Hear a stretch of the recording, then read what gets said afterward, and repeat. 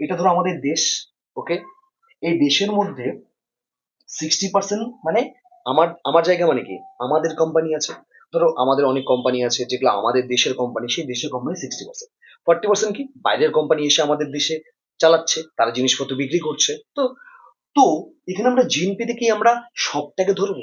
না, জিএনপিতে আমরা ধরবো এই যে আমাদের নিজস্ব যে জিনিসগুলো, সেই জিনিসগুলোকে ধরবো। নিজস্ব বলতে কি, এই 60% আমার নিজস্ব, মানে এটাকে আমরা জিএনপির মধ্যে ধরবো।